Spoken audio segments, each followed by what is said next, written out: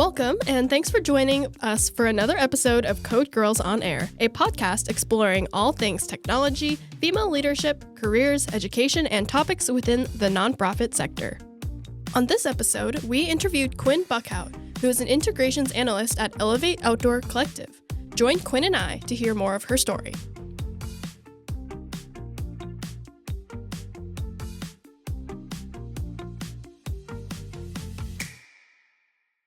So, if you want to just start today by introducing yourself and telling us a little bit about your background and what led you to your current position. For sure. My name's Quinn, and my current role is integrations analyst for, technically I just do it for Elastic Suite, which is a B2B wholesale platform. But I actually used to work for that company, and that's how I got this position. So originally I was a sales ops manager for like 3 years. The funny thing is I didn't even want to be a sales ops or anything like that. I wanted to be a visual merchandiser for like a long time. And, when life gives you opportunities, you just have to follow that path. And when it doesn't work out, it doesn't work out. I tried for a long time. And then my degree's in business. So I was like, all right, let's try temping, And so it's kind of how I got into this journey. I worked for a few different companies and realized that I like doing more like back end stuff and also working with people. So I ended up getting a job through that temp agency with a water company. It was like GE Water, so boring, but it really is what started off my career. And that's where I learned Salesforce. And I just had an amazing manager, and he really just helped me get to that point where I worked directly with the developers and spoke with all of the reps and all the internal people using Salesforce. And I just learned that I loved it. And I really liked being that go-to person, like the middleman. So from there, that's how I got my job at Elastic Suite, which got me into the tech world. Like I said before, it's a B2B wholesale platform that connects retailers and wholesalers. So kind of think of it as a catalog, that sales reps used to walk around with their big book of all of the products. It's essentially that online. And they have I don't even know, probably 500 different companies now, all on one site. So if you're a buyer, you can go on there and buy things from any different brand that uses the platform. So yeah, Very cool. Yeah, it's pretty cool. So was there a specific moment that led you to make that change from sales operations to integrations, or was it just kind of the career, just kind of that path that you took? Yeah, so I really enjoyed sales ops. I love people. I like working with people. I like helping people. And I kind of, though, realized that I enjoyed more of solving people's problems. And for me, especially what I do now, is a lot of that with integrations. I'm the admin for Elastic Suite and NetSuite, which is the ERP platform, and then a couple others that all talk to each other in an instance. And basically, I'll train people on how to use the platform from the front end. And then on the back end, I'm learning and using all of the different platforms that speak to each other to send information back and forth. So yeah, I really enjoyed, it's almost like a puzzle, solving the problems. And that was a part of sales ops that I really liked, because as a sales ops manager, you're in charge of a lot of different technical platforms. You're not really actually doing the back end work, though. And I got a little taste of that, working with our commercial ops team. And yeah, I unfortunately got laid off, but I'd already been thinking of going this route. And so I was like, okay, the universe is pushing me. It's time to pivot. Yes, for sure. Sometimes a blessing in disguise in a way. Yeah. Yeah. What was the biggest difference between working in sales operations versus working in integrations? And what surprised you the most about that shift? Yeah, that's a good question. Sales ops, like I said, is a lot of face-to-face people time. You're really that middleman go-to person, kind of like jack of all trades. You work with every single team within the company, and you have to be ready to talk a lot and to kind of force people to communicate with each other. Because a lot of times, salespeople love to talk. They love to just blab at you all the time. And then there's the IT people which I'm on an IT team now, but that are just like, just give me what you need and leave me alone, you know? And then there's marketing who's like similar to sales, but not. So yeah, the biggest change was really like less people time. I mean, now I barely have any meetings. We meet with our team like every day, but that's about it, unless we're doing a full on new integration, or because of the platform that I work with, it's a lot of like teaching people how to use it. So I'll jump on a call with a rep if they have a question, or if like something's not working, it's easier to get on a call with them and chat. So yeah, it's really just a lot more time to myself to sit and problem solve when there are issues and stuff like that. For sure. That is super interesting Yeah. just because I feel like we don't really consider how, even in one business that's not that, you wouldn't expect to be that, have all that much depth. Yeah. That you just have that Right. many departments always constantly working together. So that is really interesting to me. How did you build and maintain alignment between these different sales teams and other departments, such as marketing or product? And during your time with sales operations, how did you kind of navigate that? Yeah, I'm communication, and you really have to like push people. That's I would say is the biggest challenge in sales ops is following up with people, and you can't be afraid to annoy people. Essentially, you constantly have to be like, "Hey, I need this from you." Like, because you really can't do a lot until you get the information from everyone and all the different teams. It's a lot of analysis, a lot of like picking and choosing what technologies that salespeople need to use, and then KPIs and creating metrics and reports and stuff like that. So yeah, again, if you're not getting the information, or if like a huge challenge for me when I was a sales ops manager was making the team of like 40 reps put their information into Salesforce so I could actually give them the reports that they need every day. Because yeah, salespeople don't like to do things like that. And even in integrations, it's kind of a similar thing. But yeah, it's kind of like herding cats. It's pretty difficult.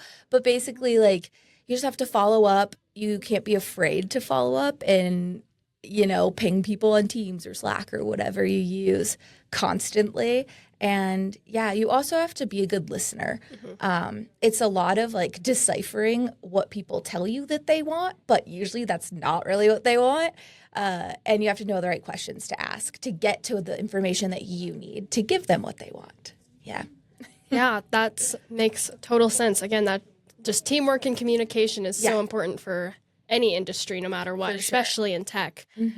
So with your new role as integrations analyst, what does a typical day look like for you? Are there any challenges? Again, we talked about communication, so. Yeah, typical day, I mean, usually I'll start with like checking my email to make sure I didn't get any errors from all like 4 platforms that we use. Currently, we have a system that I have email signed up, so if something goes through the flow and it gets an error, it'll send an email to me. So I'll make sure that doesn't happen. And if it does, I'll start there and kind of fix those, see what's wrong, why an order didn't go from Elastic to NetSuite or whatever.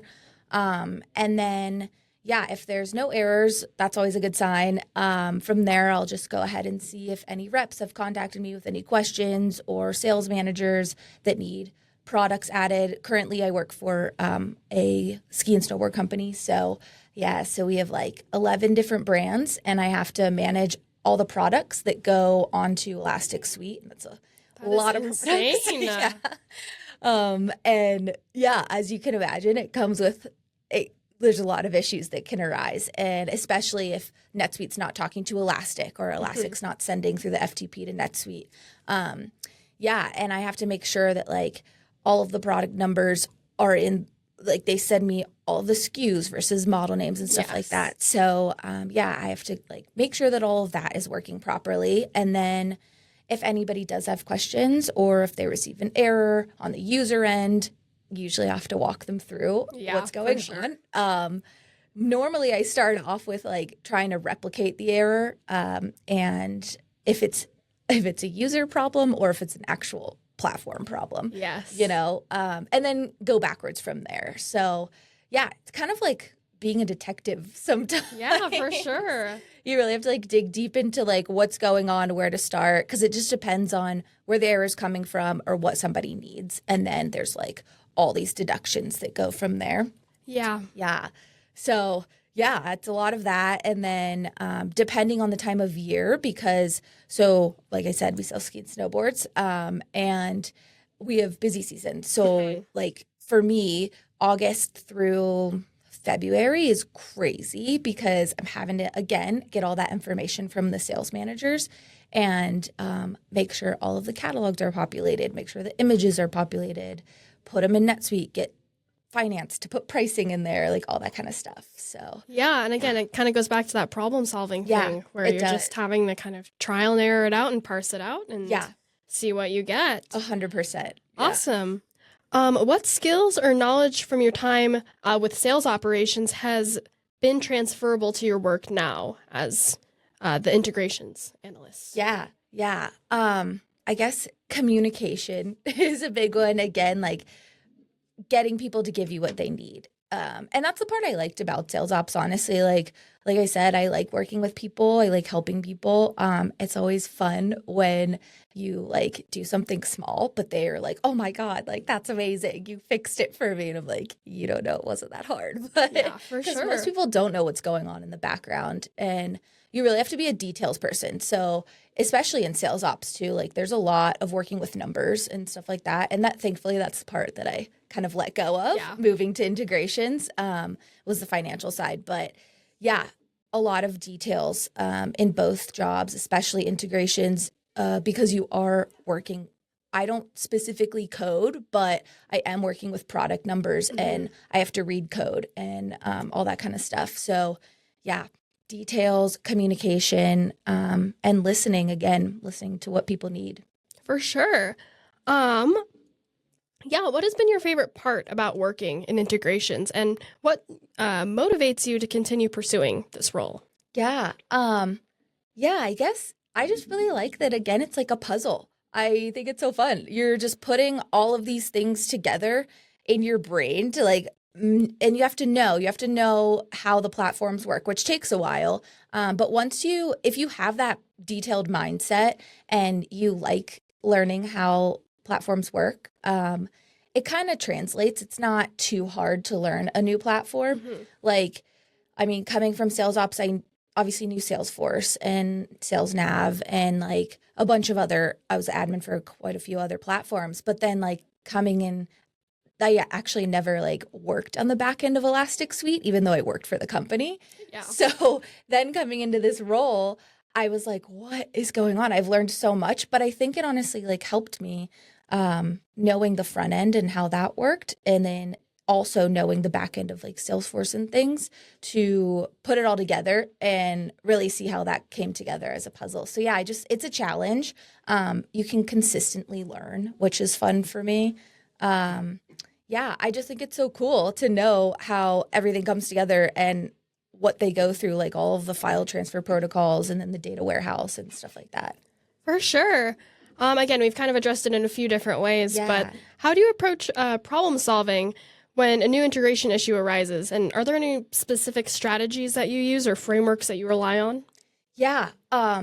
Again, like being a detective. Yeah. You really have to be. You have to like sit down and I mean, I have like a systems map that I wrote out and I also received from the person who trained me, which helps a lot. I'm a very visual learner. Yes, for sure. Yeah, so that helps me a lot with problem solving, especially in the sense where like the data goes through, let's see, like 4 different places to just get to where it creates an order and like sends that confirmation back to the customer. So so looking at that systems map really helps, especially in the beginning when I was learning these 2 platforms. And then just sitting down, taking your time is huge because if you miss like one tiny thing, you may not figure out what's going on or you honestly like it could mess up everything. Especially like orders, like I mean, that's what Elastic does. A buyer can go in there, create an order. It eventually gets to NetSuite in our system, processes payment, all that kind of stuff. So if like I accidentally put something in wrong, like even a size shows up wrong, or actually this happened the other day.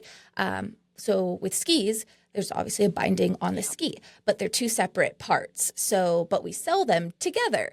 So like an elastic doesn't get that. It thinks that one model number is the whole thing. So what happened was like in NetSuite, everything was fine. Like the binding and the ski had the right numbers, but in Elastic, it wasn't capturing that. And so like this person, I don't know, there's probably like 20 orders that went through that they ordered the wrong size binding. Yeah. So, and like thankfully someone saw it and I just had to fix it. But it took me probably like 30 minutes to go through and figure out what actually was wrong because it was one number that was off on that SKU. Yeah, so, that's crazy. Yeah. So just details and process of elimination. For sure.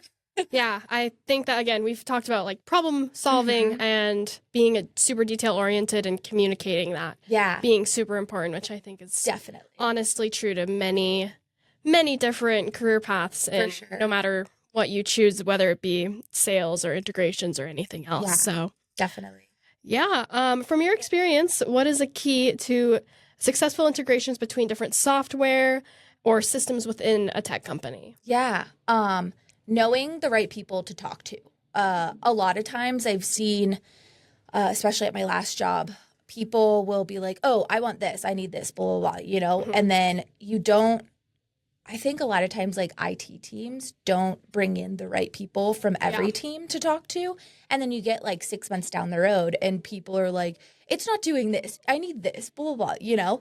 And then IT is like, well, we can't do that. It's already set in stone. Like we already did the full integration. We'd have to pay the team at the company to come back in and reintegrate, you know, and that costs a lot of money. Yes, for sure. So you really need to make sure that you're getting the right people on board and create essentially like an advisory board before you even decide what platform you want and then moving through the entire process. Like a lot of times, I was a super user for Salesforce, so I was in a lot of those meetings, which was good because I could take like the information from sales reps, marketing, product management, you know, all those people.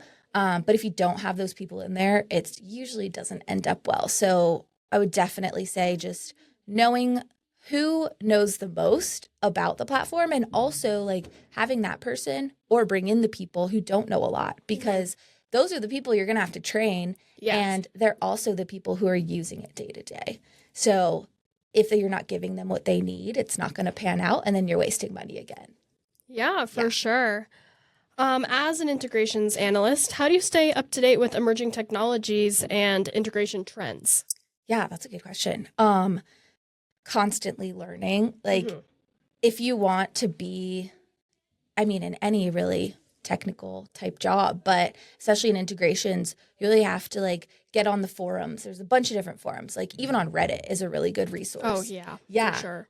To join the different forums for like, you could join a Salesforce one, you could join a NetSuite one, you know, like any of those. And then there's a lot of like coding forums, which I'm sure you guys know. Just look for things like that and read through them. People will constantly like post new trends, new things that they're learning, maybe something that they see that's coming in the future that they're like, oh, you should jump on this to continue your education. And then, continuing to get certified in different things. Like I was working on my business analyst certification before I got this job. And I stopped when I learned this job, but I'm going to continue to do it. And then hopefully in the next few months have that certification. So constantly I just Google stuff a lot. Yeah, for sure. I think that, again, just continually learning new things, and especially in the tech industry when it's always rapidly changing. Yeah. And you have to always be, you have to always be on your toes with that sort of thing. Yeah, you do. So, you really can't a lot of people are like, oh, you get a job in tech, you're safe, but you're not. Like you really have to, like I said, continue learning. And I don't know, I follow a lot of people on Instagram too. Okay, be careful with that though, because a lot of times people will like post business stuff on Instagram and it's not quite right. But, you know. Yes, I definitely understand because sometimes it's a little idealized and a little not Kalispell, Montana. For sure. But just whatever you're interested, take a class, take a course. Anything. There's so many free courses that you can take that are so great. And if you like them, like maybe take one that's a little bit of money because you're obviously going to get more information, and also take advantage when you get a job. If they offer continued education, take advantage of that. Like at my last job, I got certified in Tableau, and it's like a couple $1,000s that I didn't have to pay for. They paid for it. Yeah, so, for sure. Yeah, that's a huge thing, and something to consider when you're looking for jobs is to see if they pay for that and offer that, because that can offset your salary as well. Yeah, especially if you're just getting new skills that, especially if they're even skills that you might not even consider in the end. You're Right. like, and then you just have them because obviously your company has provided you with them, and you're like, wow, this is setting me up whether I continue in this career field with this company or I, do something completely different. 100%. Yeah. Yeah. I mean, that's the way to make more money and make yourself marketable and keep your job, especially in this economy. So, yeah, for sure. Yeah. Yeah. What advice would you give to someone looking to enter a career in sales operations or integration analysis? Yeah, that's a good question too. Okay, so I'll start with sales ops. Make sure you like talking to people a lot, because if you don't do it. And also like you're kind of the face of, I mean, I was a one-man team, so it depends. Like bigger companies, obviously you'll have more people on your team, but I had to present a lot in our like town hall meetings. So there's like, I don't know, 800 people in those meetings. Oh. Yeah. And I'm presenting like financial stuff, and they're like, what's going on in your world? Like, how are you streamlining the business? And so you have to be ready to do that stuff. Now, I was a manager, but even when I got there, I started off as just a support specialist. So, and I still had to do that stuff. Like it was just me and my boss, and he had all these other things to do. So he was like, okay, like you're going to say this in the meeting, So yeah, and I was the one like boots on the ground talking to everyone. So sales ops, you got to be able to talk to people and communicate well, and like doing that. Like it's fun. And I don't know, I just think about it as like helping people get to where they need, integrations. Yeah, I think same thing, like lots of details. And then you have to have a little bit more of an analytical mindset, obviously, and like that kind of back end stuff. It is also a little bit opposite in the sense that you're alone more often. You're not talking to people a lot. And that's been a big change for me, which I kind of liked, but especially working remote. So that's another thing. Like consider that too. If your job's remote, like if you're in the office and you're doing integrations, you're obviously going to have people around. Yes. But when you're at home, you really don't talk to people a lot. So that's something to consider, even if you like doing all of the analytical back end type stuff. But yeah, both of them are so fun and so great. And they give you so many skills that are applicable, I think, to a lot of different jobs, which is why I like them a lot. And they're really great paths to go. Yeah. Has working at home changed your workflow at all?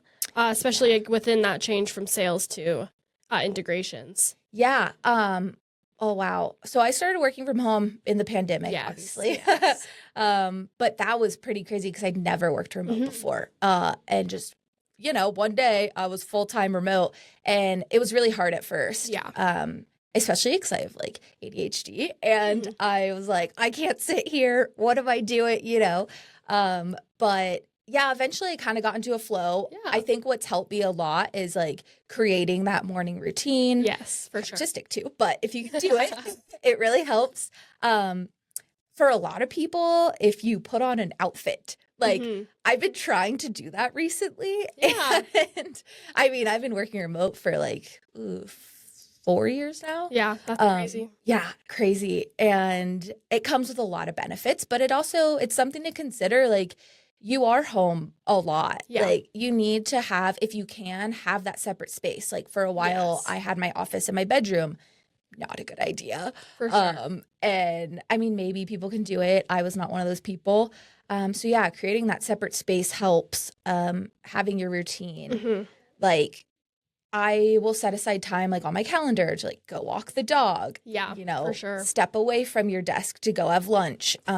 You really got to set those boundaries to it's easy to like answer Teams messages, after work hours. Yes. That was really hard for me at first. And I've gotten a lot better about that. But yeah, sometimes like I had like a sales rep text me one night at 7 p.m. It was like, crisis, blah, blah, blah. And I'm like, dude, I'm eating dinner. What It's is 7 o'clock. Yeah. But definitely when your home is work and your workspace is also your home, it's definitely difficult to have that. It is. Yeah. That line to draw. Mm-hmm. That's something, you really got to consider too. And like getting yourself out of the house is big. So like, it's great because you obviously can like move wherever you want. You can live wherever you want. But yeah, it comes with its downsides. For sure. But overall, it's great. Yeah. Looking ahead, what are your career goals and aspirations? And how do you plan on continuing growing in the field of integrations? Yeah. I think at some point, like, so right now I'm on the applications team, which I feel like I'll be on for a while. I really do like the platform side of it, learning different applications and stuff like that. So yeah, for now, since I kind of just did this pivot like 6 months ago, I want to continue to learn how everything talks to each other. There's a couple more platforms that I'll probably get to learn in my current position and kind of monitor. But at some point, maybe go data engineer route. Yeah. So I do need to learn SQL. Yeah. I've like dabbled. I know what it looks like. I've like seen it, but I've never actually done the coding and stuff. So probably in the next couple months, I'm going to take a course and kind of start. Yes, very cool. Very cool.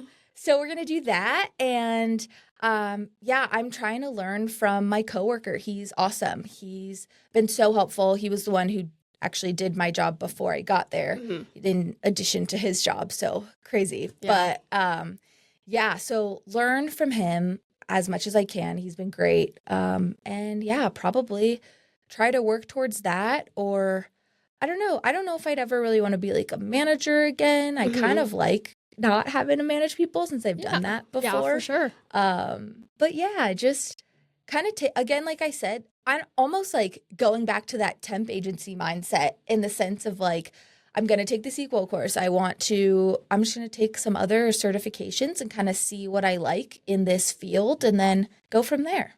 Awesome. That is incredible. Do you have any final comments, words of advice to any, obviously we're code girls, so we kind of start them young in a way. We give them all the fundamentals of like teamwork and all of that communication stuff. So is there any last words of advice?